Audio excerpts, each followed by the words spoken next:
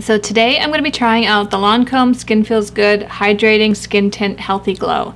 That is a long ass name. So this technically isn't a foundation, but we're heading into summer, so I figured, what the heck, let's test it. So this is being sold as a sheer coverage makeup with a powerful boost of hydration, which sounds awesome seeing as I have dry skin. I picked this up for $45 and you get 1 fluid ounce of product. So I picked up the shade 01N Nude Vanilla, which is the second to lightest shade available. And this product is available in 11 different shades. So on Lancome's website, let's read some of the claims. Makeup infused with skincare that works even after you wash it off. This lightweight skin tint is enriched with skin-loving ingredients such as vegetal, glycerin, hyaluronic acid, and then moringa tree extracts to actively improve and protect your skin. Its flawless sheer coverage provides a healthy, luminous complexion, while its freshwater-made texture wakes up your skin and gives it an instant boost of hydration. It also says increase in skin hydration over 50% in 5 days thanks to hyaluronic acid and vegetal glycerin. It also shields effects against pollution and oxidization. It also says the moringa tree extracts actively improve skin quality over time. Skin gets softer, smoother, and healthier over time, and signs of fatigue are reduced by more than 20%. It's also oil-free and paraben-free. So if you're enjoying this video while you're watching it, don't forget to give it a thumbs up. If you're new here, consider subscribing and hitting the bell so you don't miss anything. If you want to know my thoughts on the Lancome Skin Feels Good, don't go anywhere, just keep watching. So let's shake this up a little bit. Oh, it comes with a pump, which is awesome. We'll start with 2 pumps for now, and if I need to build from there, I will. Seeing as this is supposed to be a tinted moisturizer and not a full coverage foundation, I don't know if I'm going to build this up too much. Whoa. It's looking a little dark. And seeing as this has sunscreen in it, I hope it doesn't get any darker. So on this side, I am going to start off with my brush. That actually blended out really nicely on my skin. I'm going to bring it down my neck a bit because it is a tiny bit dark for me, but because it's not a thick cakey foundation, this color might actually work out okay. So I'm just going to try the other half of my face with my Real Technique sponge, but so far I really like how it applies. So I just want to touch up my chin a little bit, but honestly both sides look pretty much the same. The coverage, the finish, everything looks the same with both the brush and the sponge. So I'm just going to finish my chin up and we'll take a look at this. It did a good job at evening out my skin tone. I thought the color at first was a little dark for me, but because the consistency is so light, it doesn't really seem to be a problem. The finish for this isn't as glowy as I thought it would be. I think I expected it to be like the Pro Glow foundation where it's very obviously glowy. This isn't. This is more of a satiny type finish, but it's nice. I like it. It makes the skin look healthy and glowy, but not like greasy and shiny. So I'm gonna go put on the rest of my makeup and I will be right back. So I'm not that crazy with how this is looking so far. While I was in the bathroom and I got an up close look at my face, this just looked super greasy. It just sort of looked like it was sitting on my face like a mask rather than actually blending with my skin. So I haven't been setting my face with powder lately because my skin tends to be on the drier side, and during the winter it's just insanely dry. But now that we're heading into spring, I decided to break out the powder and I just lightly set my cheeks and my forehead with a bit of my Celebration Illumination foundation just to tone down the shininess and the greasiness a little bit.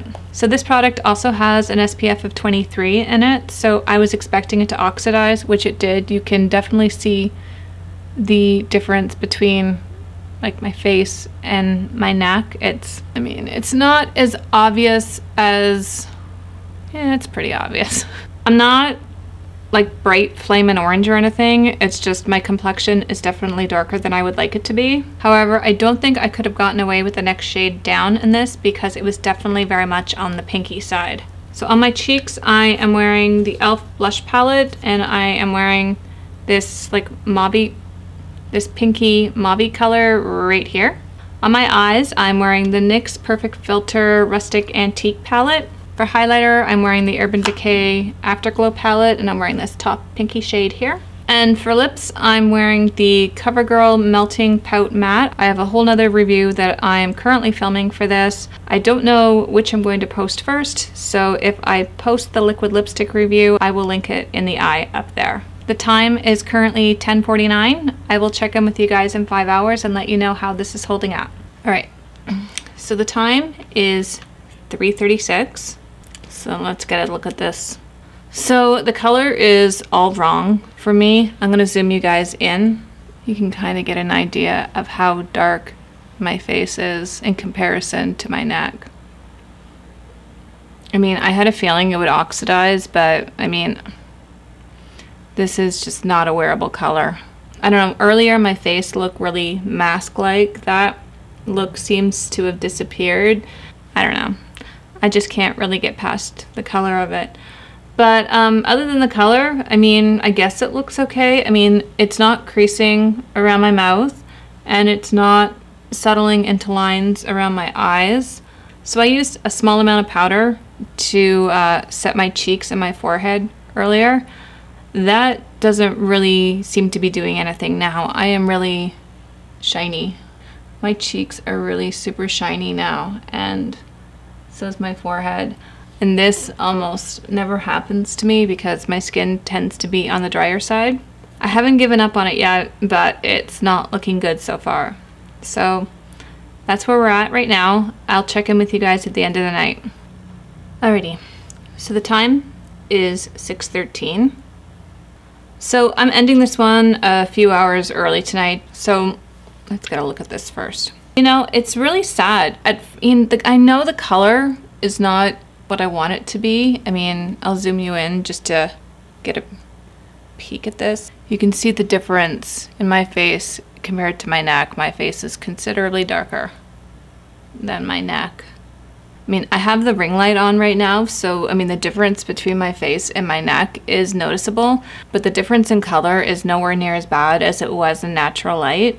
Yeah, in natural light, it's not the most flattering color, which is kind of sad because, I mean, I'm looking at everything else and the finish is really pretty. I know I wasn't completely sold on the finish of this when it first went on my skin. It looked kind of like it just looked like it wasn't meshing with my skin very well. It looked very mask-like, but once it warmed up, it looks, texture-wise, it looks really nice. It's just, unfortunately, the tone is completely wrong. And if this was a less expensive product, I would consider going the next shade down. But for $45, I don't think I can bring myself to do it. I just can't.